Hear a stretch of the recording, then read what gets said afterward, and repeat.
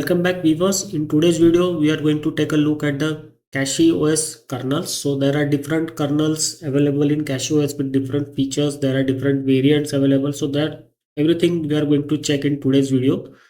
So the CachyOS kernel is a customized kernel with utilizes enhancements, configurations, and patches from the upstream.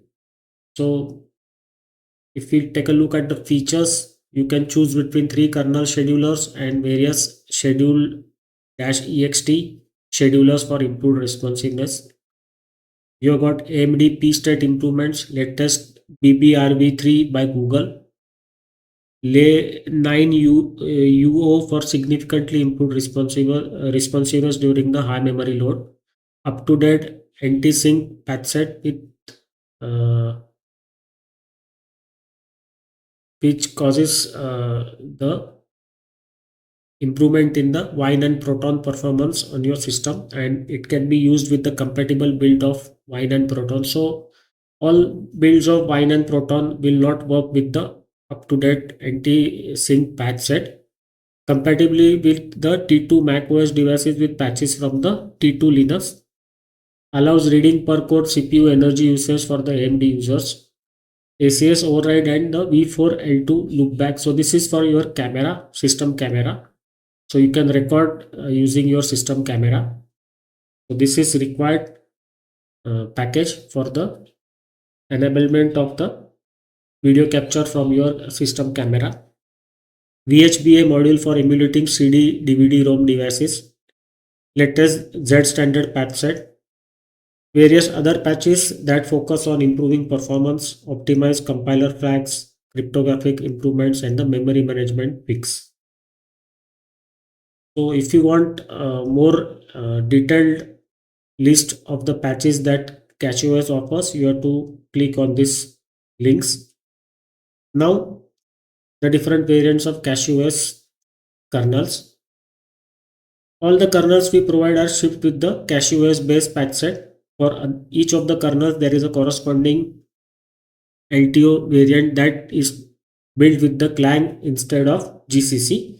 So Clang is another type of compiler. GCC is the default compiler in Linux, and Clang is also there. So Clang is uh,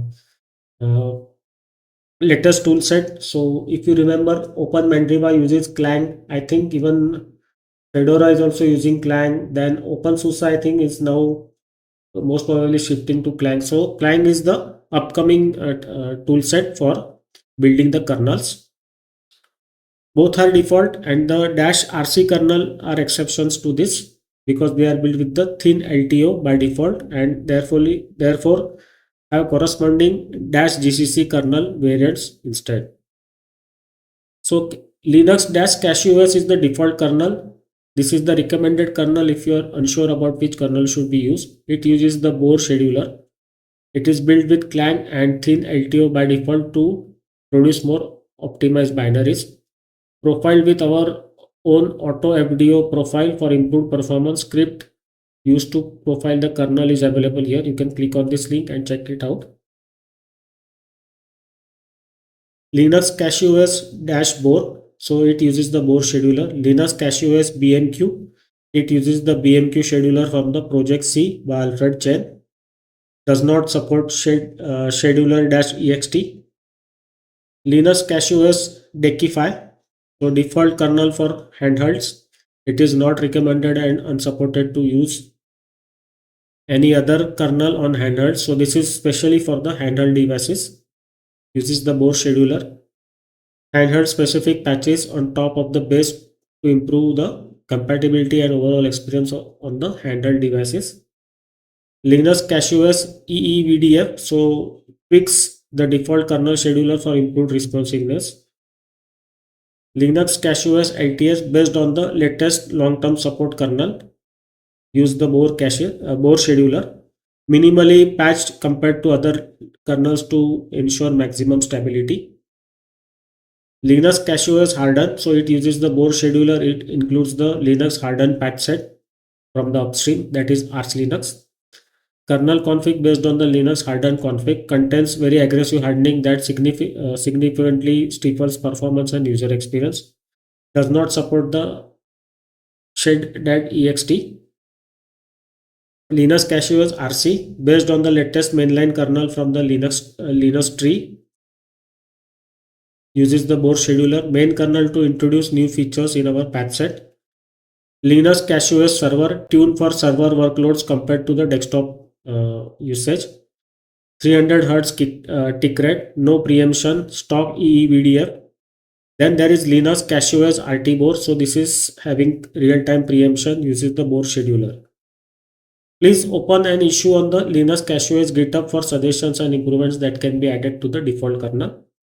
Pre-built kernel modules. So further to what we have seen, there are pre-built kernel modules. So user does not need to recompile this pre-built kernel modules after every kernel update or after the new kernel install, but will only have to install them from the repository as they are all pre-compiled. This effectively absolutes any -dkms packages that a user might have that provides the same module as the pre-compiled version.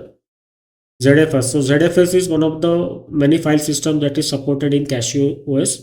Due to being licensed under CDDL, it is incompatible with Linux kernel's license and therefore cannot be merged in the tree. The shift module includes the latest upstream features and fixes to ensure compatibility with the latest kernel. Now for the NVIDIA part, CachyOS ships both precompiled version of the closed source and the open source kernel modules. Due to the development of NVIDIA's kernel module being out of tree and does not follow the kernel's release cadence, the stock configuration can sometimes be incompatible with the latest kernel. As a workaround, CachyOS patches the modules with community created patches or patches created by the NVIDIA directly. Now, CachyOS kernel also has some other notable features that are subtle yet improve the user experience. Includes the debug version of the kernel, debug variant of the kernel that provides a unstripped kernel binary for the debugging processes. This package is needed to profile the kernel with the auto FDO. Binder is the module needed for the Waydroid is enabled by default in the kernel config and the already setup. Now the package naming convention. Linux CachyOS is the base kernel. Linux CachyOS GCC is the GCC compiled counterpart of the Linux CachyOS, that is the base kernel. Linux CachyOS GCC headers. So these are the kernel headers mainly for building the kernel on your system. Linux CachyOS GCC NVIDIA. This is the pre-compiled closed source NVIDIA modules for the Linux CachyOS kernel. Linux CachyOS GCC NVIDIA Open. So it will contain the open source drivers or the NVIDIA modules for the Linux CachyOS with the built with the GCC compiler. Linux CachyOS GCC ZFS. It is pre-compiled ZFS modules for the Linux CachyOS kernel. Linux CachyOS GCC DBG. This is the unstripped Linux binary for debugging. Linux CachyOS Harden is the base kernel package for the hardened kernel compiled with the GCC. Linux CachyOS Harden is the client compiled counterpart for the Linux CachyOS Harden. Linux CachyOS Harden headers. Linux CachyOS Harden NVIDIA. Linux CachyOS Harden NVIDIA Open. So this is closed source NVIDIA components or modules, and here open source NVIDIA components or modules. NVIDIA Linux CachyOS Hardened ZFS. This is for the ZFS file system. Linux CachyOS Hardened debug. So these are the unstripped Linux binary containing the debug symbols for the Linux CachyOS Hardened kernel. So that's it. This is the naming convention.